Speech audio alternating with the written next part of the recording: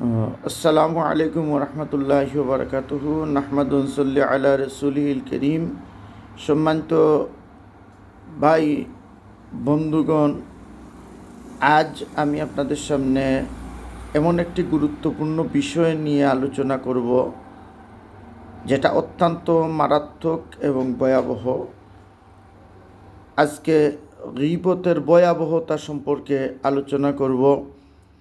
আল্লাহ তাবারাকা ওয়া তাআলা পবিত্র কুরআনুল কারীমের মধ্যে ইরশাদ করেন, আউযু বিল্লাহি মিনাশ শাইতানির রাজীম, বিসমিল্লাহির রহমানির রহিম, ইয়া আইয়ুহাল্লাযীনা আমানু ইজতানিবু কাসীরাম মিনাজ যান্নি ইন্না বা'দাজ যান্নি ইসমুন ওয়া লা তাজাসসাসু ওয়া লা ইয়াগতাবু বা'দুকুম বা'দা আইয়ুহিব্বু আহাদাকুম আন ইয়াকুলা লাহমা আখিহি মাইতান ফাকারিহতুমুহু।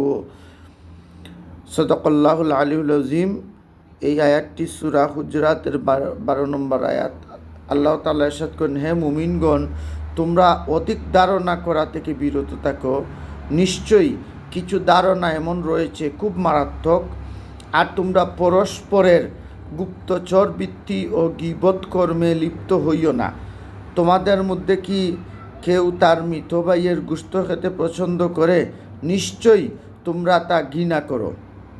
গীবতের ভয়াবহতার ব্যাপারে পবিত্র কুরআনের এক কঠোর বক্তব্য ছাড়াও হাদিসে গীবত সংক্রান্ত বহু উক্তি রয়েছে। রাসূলুল্লাহ সাল্লাল্লাহু আলাইহি ওয়াসাল্লাম ইরশাদ করেন, ইয়াকুম ওয়াল গীবাতু ফা ইন্নাল গীবাতা আশাদ্দু মিনাজ জিনা। তোমরা গীবত পরনিন্দা থেকে সাবধান থেকো, কেননা গীবত অবৈধ যৌনাচারের চেয়েও ঘৃণ্য ও জঘন্যতম পাপ। অর্থাৎ ব্যভিচার করে খাঁটিভাবে তওবা করলে আল্লাহ সুবহানাহু ওয়া তাআলা হয়তো ক্ষমা করে দিতে পারেন, কিন্তু গীবতের দ্বারা অর্জিত গুনাহ ক্ষতিগ্রস্ত ব্যক্তি তথা যার গীবত হয়েছে সে ব্যতীত ক্ষমার শরীয়তে কোনো মাধ্যম নেই। গীবতকারীর তওবা ও অনুশোচনা আল্লাহর দরবারে গৃহীত হবে না। তাই বলা হয়েছে গীবত জিনার চেয়েও নিকৃষ্ট। রাসূলুল্লাহ সাল্লাল্লাহু আলাইহি ওয়াসাল্লাম অন্যত্র ইরশাদ করেছেন, গীবতকারী ও শ্রবণকারী উভয়ই সমান অপরাধী।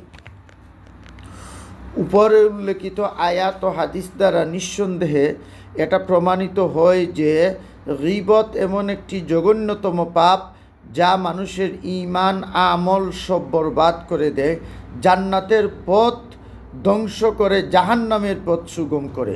দুঃখের বিষয় হলো বর্তমানে আমরা আমাদের অজ্ঞাতসারেও এই ভয়াবহ পাপ অহরহ করছি। শিক্ষিত লোক থেকে শুরু করে জনসাধারণ পর্যন্ত এ বিধিতে লিপ্ত। আরও পরিতাপের বিষয় হলো বর্তমানে আমরা গীবতকে কোনো গুনাই মনে করি না, একেবারে তুচ্ছ মনে করি। এ জঘন্য গুনাহে ডুবে থেকেও আমাদের মধ্যে কোনো অনুশোচনা নেই।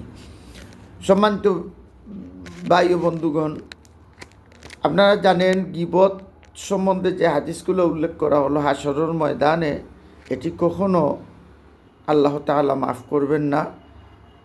যার সম্বন্ধে আপনি গীবত করবেন সেই ব্যক্তি যদি আপনাকে মাফ করে দেয় তাহলে আপনি মাফ পাবেন। আল্লাহ তাআলা যেন আমাদেরকে এই জঘন্যতম ভয়াবহ গুনাহ থেকে বেঁচে থাকার তৌফিক দান করেন। ওয়ামা তৌফিকি ইল্লা বিল্লাহ। আসসালামু আলাইকুম ওয়া রাহমাতুল্লাহি ওয়া বারাকাতুহু।